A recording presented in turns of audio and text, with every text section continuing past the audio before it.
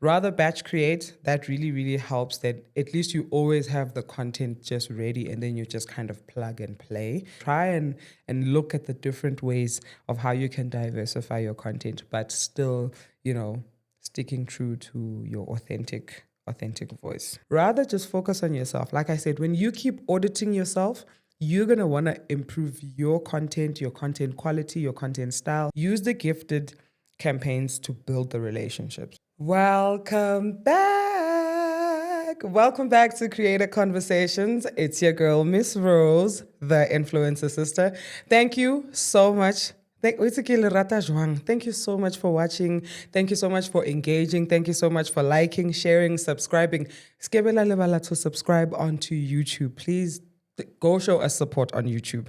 We love the support we're getting on TikTok, love the support we're getting on IG. Don't forget to support us on YouTube because we are still giving away that cash, but we need subscribers so that we can dial. So don't forget to share. So today, as you can see, I'm riding solo. When days are dark and whatnot.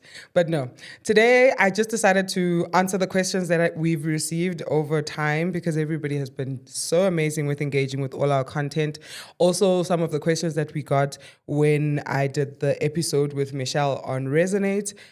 So this is just some of the questions. So you'll see me looking here. I've written down all the questions and I'm going to try to answer them as much as I possibly can. Some of the stuff you will hear we'll cover sort of later on in the podcast. So I'm just gonna highlight just high level. If there are any more questions, please don't be afraid to ask the questions. You can send us an email, you can send us a DM, or you can just comment your question under the video. Shall we get started? Let's go. So, question number 1, Eri. How do I get noticed? How do I get brands to notice me if I have a small following? So the quickest the long and short of it. I think I've mentioned here before that brands are a little bit more intelligent now. It's not about like following and big numbers and all of that. It's really about the quality of the content. So focus a lot on engagement. Focus a lot on engagement and make sure that the content that you are creating still continues to resonate with the content that you've been creating, and it resonates with your audience, even if your following is small. Focus on your niche. Don't try to do a lot just because you're trying to get following or just because you're trying to get noticed by brand. Really, really focus on engagement. Focus on the valuable things that will make sure that the brand does notice you. Because remember, brands see a lot of influencers, so they'll notice you if your content is valuable and if your engagement does that. And remember the last time we spoke about research, making sure that you audit yourself every now and then so that you can understand if your engagement is high or your engagement is low, or if people are actually responding to the content that you post. So focus on those valuable insights. Those are the ones that are going to help you direct how you should kind of continue with your content and get brands to notice you. I hope that helps. And also, consistency builds visibility. So don't post today, post tomorrow. I'm talking to myself also. Post today, post next week, post 2 weeks from now. Just keep at it because you're trying to build engagement. So just keep going. Cool. The next one says, what should I include in a pitch to a brand? So I've written down a few things here.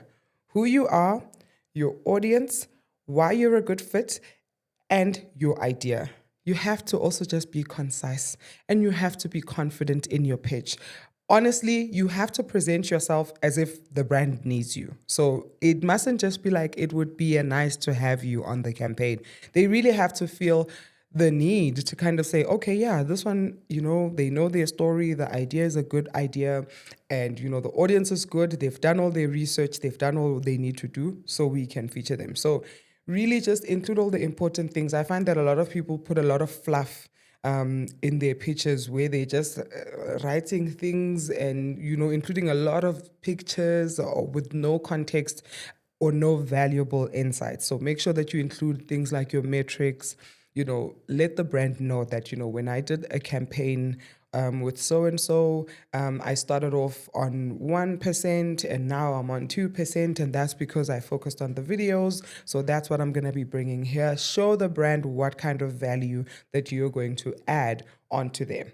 And confidence is key. Hey, if you don't believe in your brand, or you don't believe in your pitch or your idea or your audience, or just in J, you don't believe in it, it's going to translate and it's going to show, and the brand is going to be like, meh. Like I said, make sure when you are talking to the brand, make them feel like they need you. They must have you. Even if they have two other influencers that are similar to you, make them feel like they need you as well.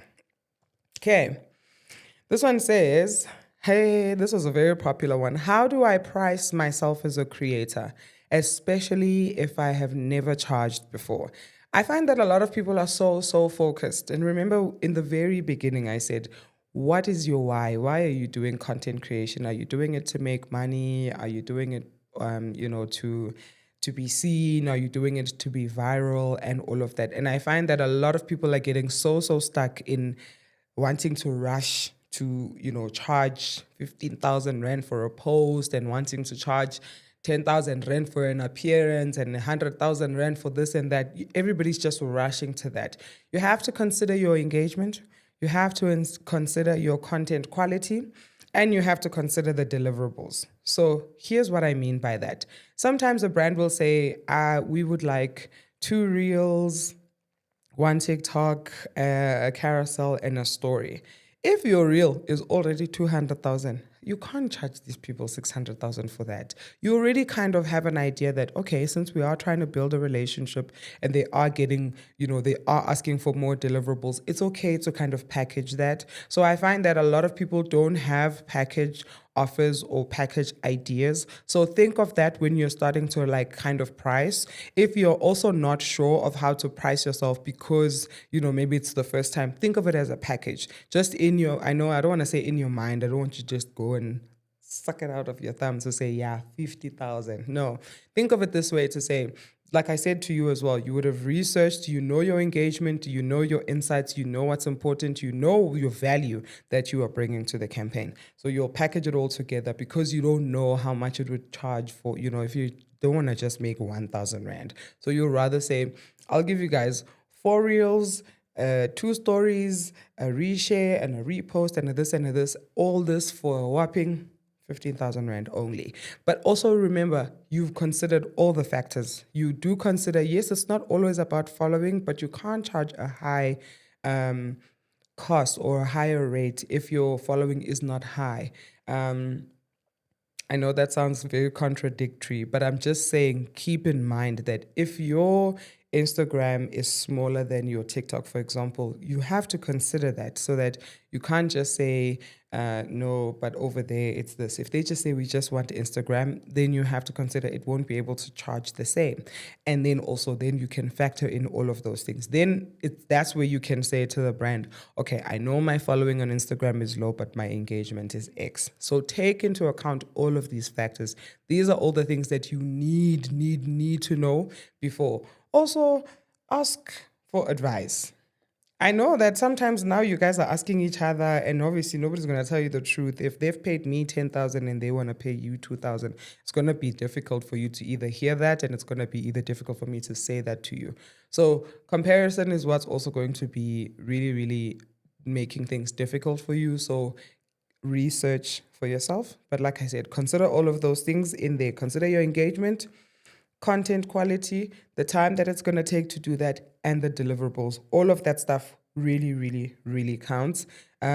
Also do some research in terms of the industry rates. What are people charging? Do all of that background checks, and then you'll be able to do that. Also, the easiest thing, again, you are able to ask the agency or the brand how much their budget is, and then you can try and squeeze yourself in there or negotiate for yourself something in there. Okay, I hope we are together. Okay, this was a good one. What are usage rights and how should I negotiate them? So the usage rights are really just there to determine how long a brand can use your content. So either, and usage goes across the board.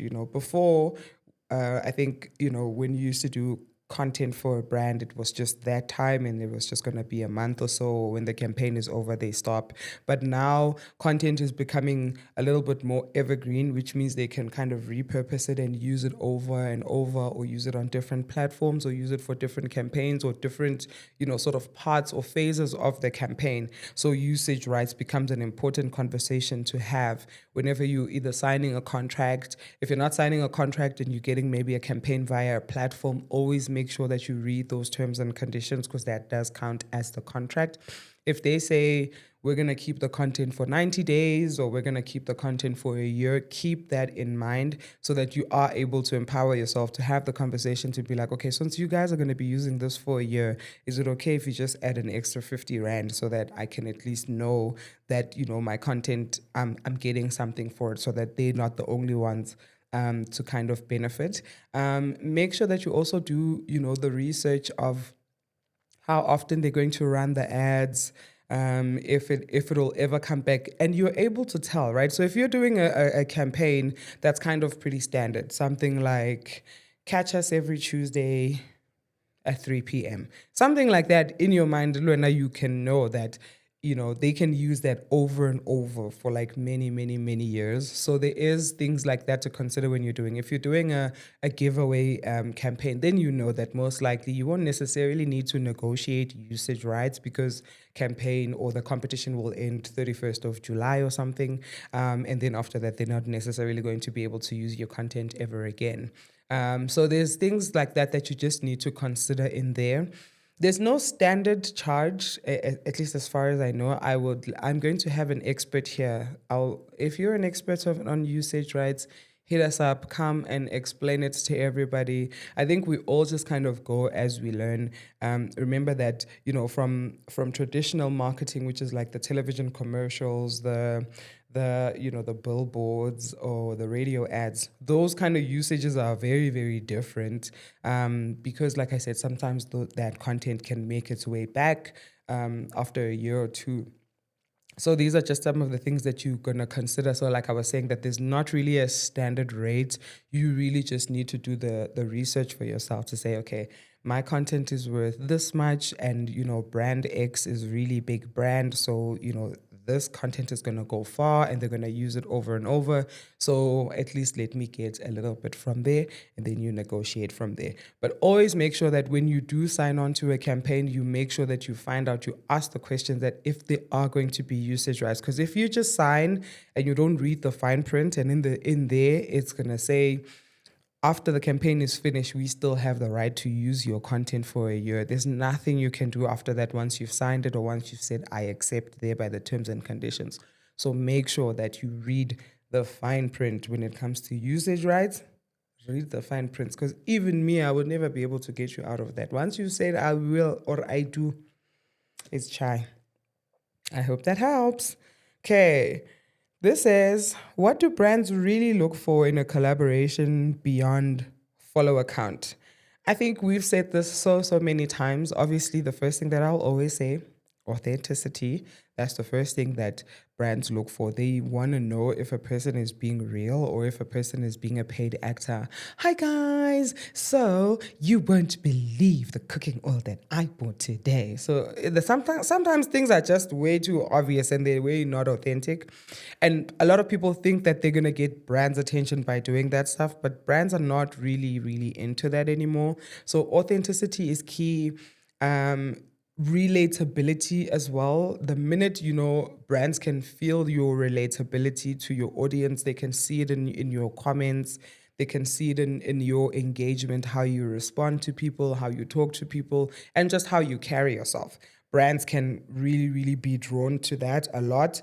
The brand also values content quality. I know we said we start with what you have. And remember, like I said, Bobby was here the last time and she said, sometimes you just need to wipe your camera. It's not even that deep. How pumutsi camera, you stand on the right side of the light, your content quality can come through. And remember, content quality, we're not exactly saying go and buy an expensive camera. No, we're just saying Is the shot clean? What's happening behind you? Are you on the right side of the light? Did you wipe the camera? Is the microphone on?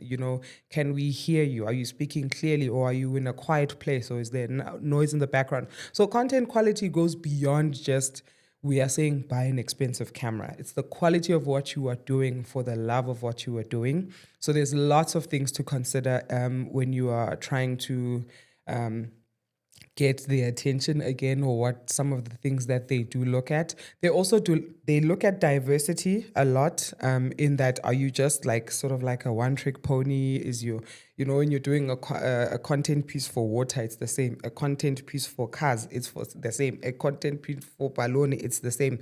You have to also be able, if you're really that person, because lifestyle also, when you're a lifestyle influencer, you do quite a lot, from clothes to banking to this to that, but you have to be able to kind of diversify yourself. So brands also look at things like that. Also, they look at just are you aligned with the brand as well. So as soon as you want to work with a brand, do you take that seriously? Do you really really consider that you are now part of the brand and you align yourself with the values, or did you just do it for the money and now you don't care anymore who says what? And when people ask you, you're like, I could say I'm not on that campaign anymore. I've had that before. Somebody really did that and they were like, sorry, I'm not on that campaign anymore, when somebody was asking a genuine question under a content piece that was for that brand. So you have to really make sure that you align. So those are the little things. And another brand can actually see that and just think, oh, yo, she's just going to teach us after. She's not even at least going to say to somebody, check out their Facebook page, or go follow them on TikTok, or send them a DM or something like that. That's so deep. So be careful of the things that you say in the comments. Be careful of how you respond. Actually respond. Start there. Actually respond and answer the questions. I hope that helps. Okay. This is, how do I stay consistent with content when I feel stuck or uninspired? Do you know this is so real? We spoke about this the last time. I think we were talking about it with Penson, and I'm going to talk about it a lot with like other creators as well, because we really need to start engaging each other and finding out, when you're a content creator, there's so much pressure to constantly create content, whether you're feeling well or whether you are tired or whether you are, not feeling inspired or anything like that. There's always this pressure that you need to be smiley and happy and all of that. I think the one piece of advice that I can say to people, rather batch create. I'm the type of person that just, I'll do like a lot of things on the same day and maybe keep them in the drafts for those rainy days there where I'm not feeling like, I'm not feeling all perky, or you want to wake up and do your hair, do your makeup. So rather batch create. If you're going to find yourself, if you know yourself, also because you do know yourself, so you know that maybe, once a month or twice a month, you have time where you just need to disconnect and just kind of realign yourself. But then at least you know that that content is there. So that's really the one thing that you can do, because you need to focus. I'm not going to be here and be like, no, push through it and just snap out of it. How not to, because mental health is a real thing. So rather batch create. That really, really helps, that at least you always have the content just ready and then you just kind of plug and play. Yeah, so as relevant as you can keep it, rather do batch create, so that when the creativity juices are low, you know that the content is there, because also you're not a machine, and it's okay. It's fine. You're not a machine. There's nothing wrong with that.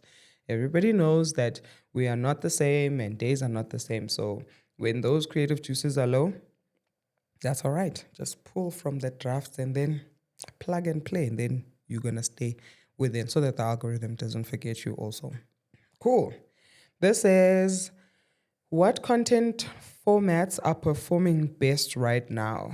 The best content, I think, formats is performing best is the short form videos.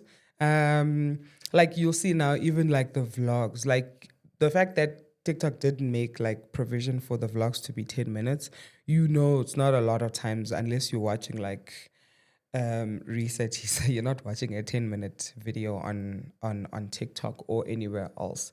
Except for when you're watching us on YouTube, don't forget to subscribe. If you haven't subscribed, pause, subscribe, and then press play again. Thank you. But no, the short form videos are the ones that are doing well. The short reels, the short the short TikToks. Those ones are doing very, very well. That's the stuff that's doing well because it's bite size and there's ways now, I think, because content creation is like getting more and more intelligent. So there's ways to like fit in a lot of things in a short video. And if that's not the case, you're able to just like, just bite size it enough for people to keep coming back and people for them to get as much as they can, but from the short form. And I'm not talking about those stay tuned for part 2. Kitole shapa. Just say everything once and then you have us here now and then, because otherwise we're never gonna finish. If you're gonna say part 2, let me know if you want part 3. It's a story. What do you mean, do I want part 3? Tell us the whole thing now. You're just gonna tell half a story? You feel okay with that? Sorry, I didn't mean to crash out. But no, the short form stuff is doing very, very well. Another thing that's doing very, very well is behind the scenes, which, before it was like kind of like vlogs, right? Vlogs will always kind of have a space in our hearts. We love that stuff. We love sitting, watching people sitting. It's so fascinating.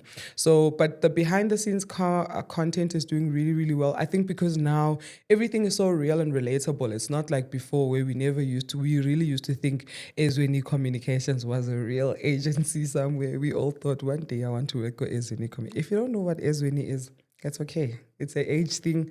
It's fine. But we all, used to think we wanted to live in the Morocco house because we thought it was a real house. But now it's real and relatable. Like we now actually know. So seeing the stuff behind the scenes actually really, really is quite cool. We love seeing, people behind the cameras and all of that. So that content also really does well. It makes people feel a little bit more connected. So some of those behind the scenes. So if you're a chef, creator, show people, the chopping process sometimes, because sometimes we see the finished stuff where you do those fancy transitions, you do all those cool things. But it's nice for you one day to be like, yo, this is all the unglamorous stuff. I have to chop first and freeze first or whatever, or this is what the angles look like. We always wonder how the camera is sitting like this on top of the food. We don't know how that happens. Is somebody holding it? Is it being suspended in the air? Are you cooking upside down? We don't know. So show people that. So show people some of those things. We've seen makeup artists. A lot of people watch makeup artists wash their brushes. That's a real thing. It's a little bit, if you're, if you like Bo Pimple Popper, you will see. You will watch people washing their makeup brushes and it won't be nasty. None of that. So there's different ways to include people in your behind the scenes stuff. So include them in that. That does well. People relate quite well with that. And that actually increases engagement quite a lot, like I said, because it makes people feel much more connected to you and your content. This is, how far in advance should I plan my content calendar? So what's working? Planning reduces the pressure, ne? And it really improves on consistency. So I would say aim for about 2 to 4 weeks, as far as you can, but you can't do too far. Hasuena generations. Shuti now 3 months, right? Because you're trying to stay relevant also, and a lot can happen in between. So because of that, of always trying to stay relevant, I think 2 to 4 weeks. And a little thing, when I say 4 weeks sounds far, but remember the type of content that you're doing. So for example, we are relatively able to do 4 weeks in advance because we get guests and then we can do guests and then we can just plug and play, and then try to find obviously the spaces if something really, really big or relevant happens and we can squeeze in an episode in there where we talk to someone relevant or whatever it is for something like that. And so it's the same. But obviously if you're a lifestyle person, like you can't always preempt, that's what you're going to do 2 weeks from now or 4 weeks from now. So, but if you are able to plan as far as 4 weeks, I would say 4 weeks, but 2 weeks also sometimes works because it's it's short, but it's kind of longish. So 2 to 4 weeks, I would say 2 to 4 weeks. Okay, this is, How do I create content that balances authenticity and brand goals? I think we spoke about this a few times, and we will continue to speak about it until we have a brand here as well that can also kind of voice their their opinion on it. But it's important to stay authentic. But now remember that the brand is coming to you because they somehow feel like that you would be able to align to their values, even if it's just one value or just two. But you would be able to kind of relate to the audience of the brand and bring your audience over to the brand if they are not there already. So I think it's important to share a message with the brand. So don't look at the brand as a job. I find that sometimes it's difficult to do that stuff because then you're looking at the brand or the campaign as a gig. And once you look at it as just a gig, you're gonna just be in and out, you're gonna be cold, you're not gonna be interactive, you're not gonna wanna help, you're not gonna wanna ask questions. Like if you're doing, I did mention a chip brand that I did long time ago. And when people used to go into the comments, they're like, oh, that flavor is not nice. And she was like, "Yeah, okay, have you tried the other flavor?" Because then you're trying to be there for the brand because they are trusting your authenticity will also pour into what they are doing. So share the messaging with the brand, and then just like bring your own voice into what they are saying. Then you don't feel like you're disconnected, right? So have those messages and those conversations. We also mentioned before that, if you're not sure really how to do that, make a storyboard before. Once you obviously sign the contract and whatever, you're on the campaign, or you've accepted the terms and conditions if you're working via a platform, then you are able to be like, can I send you guys a storyboard first, or a concept first, or a proof of concept or something, or a script before I shoot it, so that you guys can understand that, this is how we can kind of come together in this content. So that actually can help you a lot. And I think, yeah, it just opens that conversation where the brand can also get an idea to say, oh, okay, we actually thought it must only be said like this. But, hearing you say it in your way actually also makes us feel comfortable that, as long as your audience will resonate with it, and then obviously everybody will be aligned. So, yeah, understand the brand message, fella, and then just make it your own. And I think you and the brand will strike a balance there. Okay, where are we? Okay. The business of being a creator. Ne? This says, do I need a media kit and what should go in it? Yes, yes, yes, yes, yes, yes, yes. Because if you're like, hey, Miss Rose, I want to do campaigns or I want to be an influencer, and I'm like, oh, okay, cool. Send me sometimes I'll say something quick, like send me your profile or send me your stuff.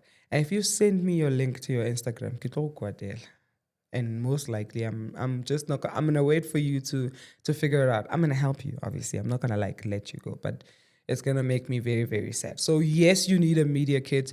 In your media kit, your bio, a short thing about you, don't tell us, let me leave it. Your bio, a short little snippet about you, where campaigns that you've done, the stuff that you're interested in, and then obviously your insights. Your insights are very, very important. Show them your past partnerships, show them the value, of your insights, kind of show them a little bit of a report of like one of your best campaigns, show them your growth pattern, so these are things that go into like the insights, obviously your engagement rate, the impressions on your content, what all of that looks like and what it would look like for them. And remember that your media kit is generic, right? So when I see your media kit, I must be able to see, oh, okay, she was able to grow from 1,000 followers to 1,500 followers in a matter of weeks, and she did that by doing 1, 2, 3, and oh, okay, consistently posting. Oh wow, these impressions keep growing. Oh wow, and the quality keeps improving. So show kind of like your journey in your insights, so that immediately when I see it, by the time I get to the rates, I'm already impressed enough to know that no, this is the right person to do, the content for us, because of, the valuable insights that, they've done before and all of the hard work that they've done. Show some of the work that you've done, your sample of your content. If it was a content piece that was a little bit relatively controversial, put that one to the side, ne? put a wholesome content sample where, it was a really good, engaging piece, and people, responded to it. Unfortunately, sometimes on these platforms, when we look at the platform and it shows us the most popular content piece and it's not a favorable content piece, that does play against you a little bit. So sometimes if you do have a little fun on your profile and you do something a little bit risque, have the fun, but after a while, maybe a week or two, archive it. We've seen it, we've had fun with it. It's fine now. Because if you keep it on your profile and it becomes the most popular one, there when we're looking at your profile, we pull it and we see it there, and it's just the one that's there. That's the look for your profile. Remember, some of these platforms are like that. I can't send a different, I have to send that profile if it's, via the platforms. But if it's a rate card, at least you're able to include a wholesome piece of content that will get you seen. I get so yeah, and keep it nice and simple. Here's a tip that I've seen sometimes people miss when you're creating a document on Canva. Nah, we love Canva. You know what? She's the girl that she really says she is. Canva, when they give you a sample and you like that sample and you change it and you put your pictures and then you download it. Then when you download it, you change its name. When it's now in your computer, you change its name to Miss Rose Rate Card or Media Kit 2025. When I open it and it says Black Minimalist Portfolio Template, I don't know. That's just maybe a small little pet peeve of mine. But just think of those kind of things. So when you're in Canva, when it gives you the sample and you like the sample, change the name there immediately. Because once you've downloaded it, you're not going to be able to change it. So when I look at it, it's going to say, oh, Miss Rose Media Kit 2025. When I open, it's going to be Media Black Minimalist or Violet Minimalist something something. So it's just a small little tip. The agency managers and all of and some people are a little bit finicky with things like that, because then they're gonna be like, are you really, really paying enough attention? So keep that in mind. That was just me, by the way. Okay, what's the difference between gifted and paid campaigns? We spoke about this quite a bit. A lot of people, obviously, some of the more well-known influencers or the, with the higher followings don't necessarily do a lot of gifted campaigns like they did before. My suggestion to sort of nano influencers or even micros that are still just in the beginning, where they're just kind of building, their voice in the creator economy, use the gifted campaigns to build the relationships. Remember, I said you are able to do that.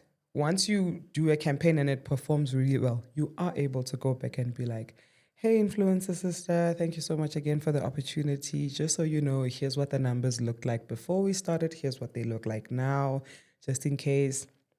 Here's my updated rate card. I'm happy to negotiate, but I love working with you guys. And then they can keep it in mind that, okay, so we can't just send her another chocolate and expect her to do the campaign anymore. Let's at least send her 3 chocolates and 100 Rand.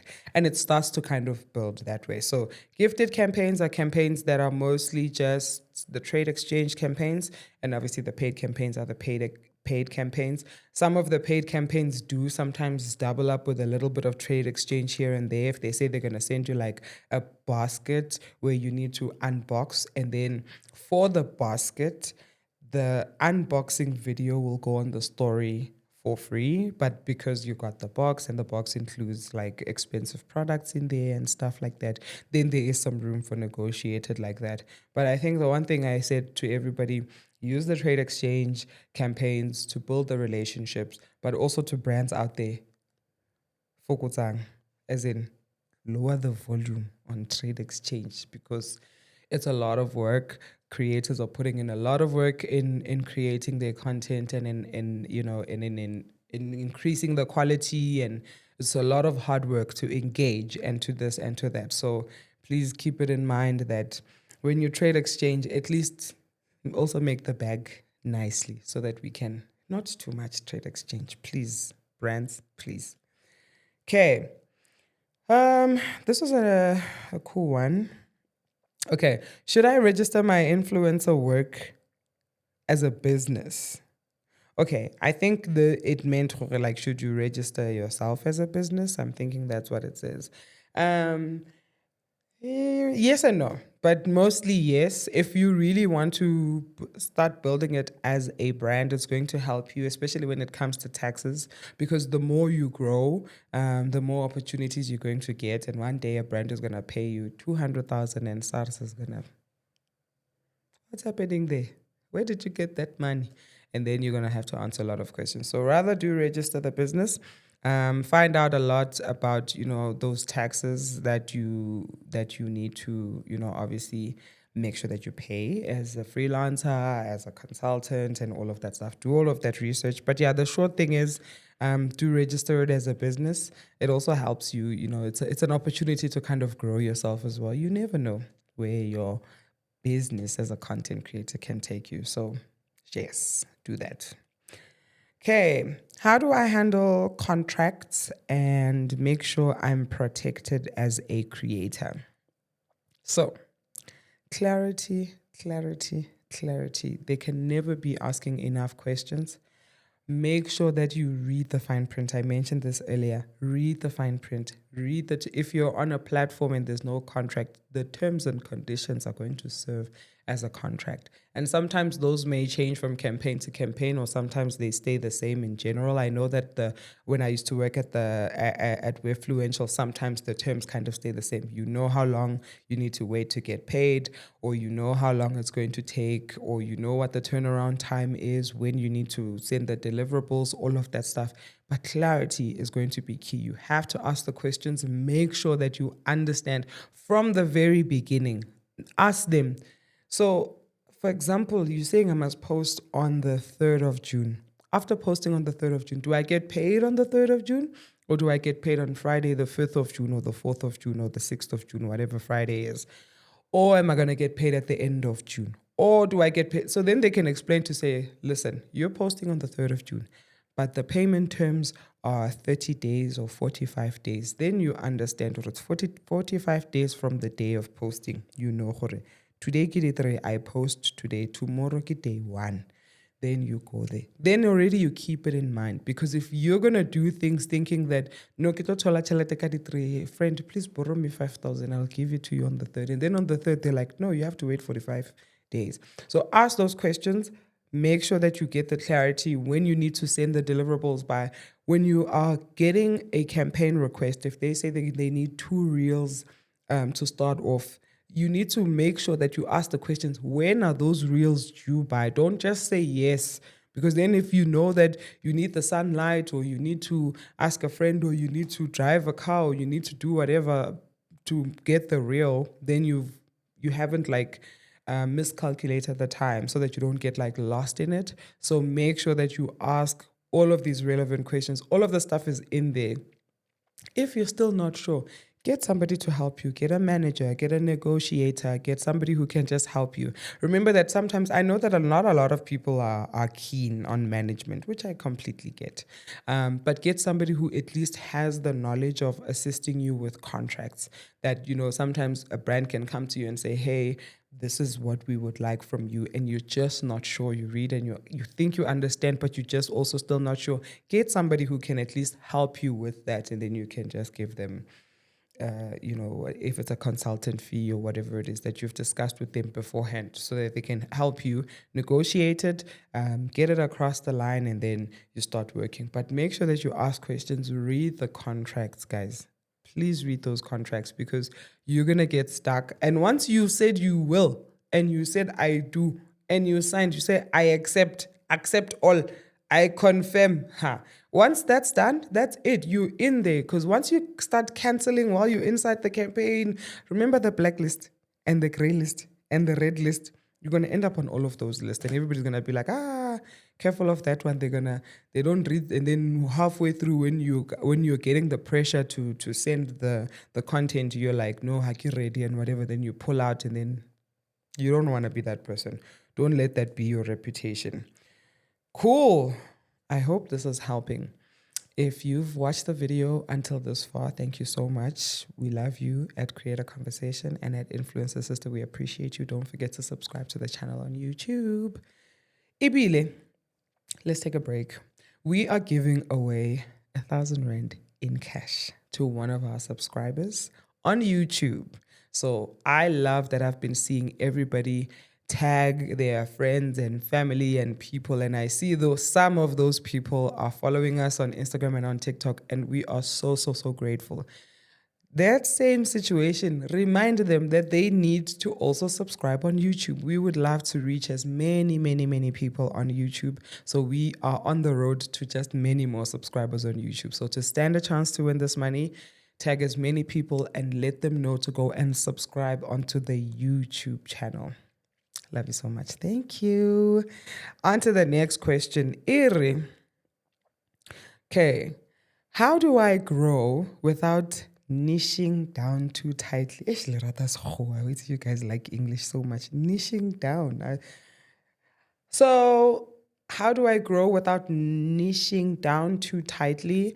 I think the one thing I always say to people, like, lead with your personality, like the core, your core, basically your core, the values of your content. You know what resonates with you. You know what your audience likes. You know what they respond most to. You know which content responds the most, whether it's a video content or whether it's a vlog, whether it's a behind the scenes or whether you include your niece or whether it's that. You know exactly what it is that resonates with people. So you are able to diversify that type of content, not necessarily in one category, that type of content, you're able to have it kind of across the board. So lead with your personality. But again, Michelle Lima once actually said something so important. Michelle Expert, what a brilliant mind. She once said, basically, 100% I get 70% your niche, it's mad. 70% your niche, 20% diversifying, and then 10% what's trending or what you kind of interested in just by seeing what other people are doing. Then you're able to have a perfect balance on your profile. So I think of it that way. You don't always have to, but it is important to kind of have a strong voice in a certain category, but you are able to kind of diversify yourself. So you don't have to niche down too tightly if you're leading with your personality, because we know as people, we diversify quite a bit. I haven't been this consistent in a while. I mean, I'm surprising myself because I know you guys have been to my Instagram and you'll just see now it's just Creator Conversations, because what do you mean? So, because I've struggled to niche down too tightly, but no. So try to diversify yourself because you are multifaceted. I think once you're a content creator, it means you've got so much stories to tell. So try and look at the different ways of how you can diversify your content, but still, sticking true to your authentic voice. I hope that makes sense. Okay, what is the best way to monetize beyond brand deals? So there's lots of different ways that you can monetize yourself. Look at things like affiliate links. That also helps. There's different ways with doing dintho tse tshwanang le di-webinar, le bo di-masterclass, le bo di-eventing and things like that. So there's different ways to kind of do that. So there's lots of different ways. Just check on in the digital space, I think there's lots of ways to kind of find your way. I think like I get affiliate links. I think if you go to most websites, when you go the affiliate program, it's there where they will let you buy things for 20%, and people must also buy and 10% discount or 5% discount or whatever. Those affiliate programs are actually getting quite popular because it really is just because user-generated content is so important. Like the content that you create is the user-generated content, and it's very relatable and it's very authentic, and brands actually love that. That's why the affiliate marketing is there. So you are able to do that, but there's lots of different types of ways to do that. Find different ways, especially in your space, of how you can kind of engage people in a way that can kind of create revenue. It's not always about trying to get signed to a big bag or a big campaign. I hope that helps. Okay, we're nearly at the end. How do I handle the comparison trap or imposter syndrome as a creator? So, you know, everyone's path is different. Make sure that you celebrate the small wins, first of all. Remember, everyone is different. You are you, I am me. That awesome cameraman is him. So, everyone's path is different. Celebrate yourself in all the wins, the small wins, the big wins, but stay true to yourself. You have to stay true to yourself, because you remember that even though you are doing content because you saw so and so doing content, and so you were inspired by them. Inspired by, right? Which means you see something in them that is inspiring you to do it in a you way, right? So you're not going to be able to replicate, because you are not so and so. Nobody dances like Nathan. Nobody dances like Chad. Nobody dances like Spogushe. But there are people that are inspired by them, that their content does well enough, right? So, and you have to, the most important thing is to stay grounded in your why. Remember, you've made the decision to become a content creator, and there's a reason why you've decided that. That why is going to keep you grounded. You're going to know that, okay, you're not doing this to beat Miss Rose, or you're not doing this to beat so and so. You're doing it because you love to do it, and you want to get better at it, and you want to empower yourself in it, and you want to grow in the industry. So your why will actually keep you grounded, and it will remind you constantly when you're comparing yourself. You'll be like, hold on, no, but I didn't want to be like Miss Rose. I'm inspired by what that other person is doing. So I just want to do things that I love. Remember that when a person inspires you, it doesn't necessarily mean they're inspiring you to do the same thing. So be very, very careful in what you're comparing yourself to and in who you're comparing yourself to. Rather, just focus on yourself. Like I said, when you keep auditing yourself, you're going to want to improve your content quality, your content style, your work. You're going to want to improve that for you, because you're going to be like, oh, wait, just posting twice this week managed to get me 2 extra followers. It means if I carry on, then you're not comparing yourself to anybody else. You're just in your own lane, making sure that you are improving yourself. So I know that I've just said this, and it's easier said than done, because imposter syndrome doesn't send an invitation, honey. It doesn't send you a reminder. It just pops into your head. You can be in the middle of a meeting and that thing can hit you, but just try to stay grounded in your why, and try to constantly remember that you believed in yourself enough to start. So just remember to always tap into that belief to kind of carry on. I hope that helps. That was a very, very good question. And I think it's an important thing that we don't always talk about it, because, we're kind of scared, or we're kind of embarrassed with just how people kind of perceive us, or what people will say about us, or, what we think people will do. I saw a TikTok the other day that says most of us are really just trapped, because we are just stuck in the what will they say, bazothina bantu syndrome. So I wish you all nothing but the best. I think believe in yourself. You have space in the creator economy. Believe in that. Put the work in, put the research, ask the questions, put yourself in the correct environments, surround yourself with the correct people, and you will see that it will start to pay off. That should have been the last question, but here's the last question. How do I deal with slow months or campaigns falling through at the last minute? So you it's always important to have a plan B, right? It's important to have skills that you are teaching yourself along making or creating content. create contacts as well, create a network around you where you can be able to have people that you can ask questions to. It goes back to that thing also where don't quit your job just yet. Don't quit your job just yet. I beg you not to quit your job just yet. Yes, there will come a time in Jesus' name, for real. You are going to be able to quit your 9 to 5 and you're going to be able to do content creation full time. We all aspire, but it doesn't mean we all going to be that person. Don't quit your job just yet. Work around it, work through it, make sure that you are able to support yourself, because remember, campaigns are not constant, and because we are also trying to get brands to like diversify. So if they chose you the last time, if we've been singing the song of diversifying and they're kind of not going to use you this time, you need to also have a plan.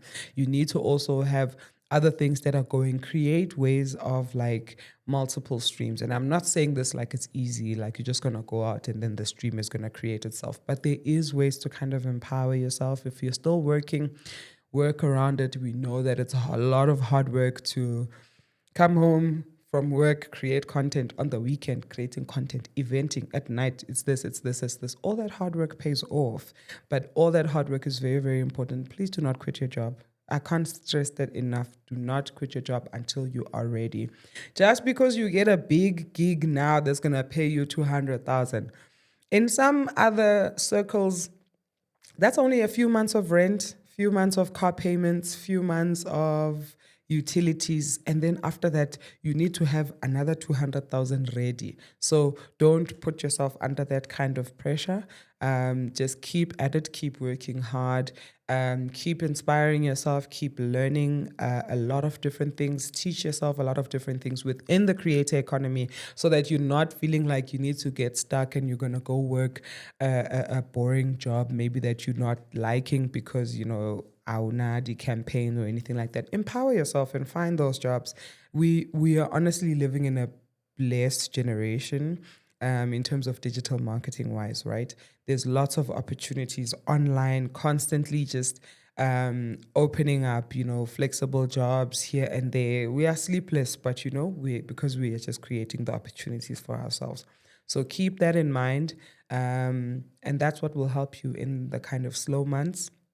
Also because, when you batch create the content, you're able to kind of take on those gigs and you can take on a contract here and there. You already have the content. If you're going to need to travel or if you're going to need to be on production or on set for a long time or anything like that, then at least you know that you've created that backup inventory for yourself. I hope that helps. I have talked a lot today. I didn't think that I was going to be able to do this by myself. Well done to me. So I hope that helps. I love answering your questions. A lot of the stuff, like I said, some of it we will dig deeper into it as we talk to more experts, as we talk to more content creators. This has been so amazing. The uptake and the reception of this has been incredible. Thank you. Keep supporting us. Keep watching. Let us know who you would want us to talk to and what you would like to learn from that person. Thank you. Thank you for your questions. Thank you for your patience in waiting for me to answer these questions. We were just talking about it now. So funny that sometimes people will be like, ask us questions, and then they just never answer the questions. That statement just falls into a black hole. So we're going to try to every now and then come back and answer the questions. And we will keep you posted on the Influencer Academy, because that is in the works, child. And then you will never have to ask any questions, because you could just come to the academy, take the course, and. So it's going to be incredible. Thank you so much for watching. Thank you so much for sticking until this far in the video. I'm so proud of you and I'm so happy. If you've come this far in the video, please put a blue heart for my blue shirts today. Thank you so much for watching. Don't forget to subscribe on YouTube. Don't forget to tag your people there if you want to stand a chance to, and tell them also to tag so that they can also stand a chance. Who knows? Can stand a chance to win that cash. Otherwise, this is Miss Rose for Creative Conversations. Bye.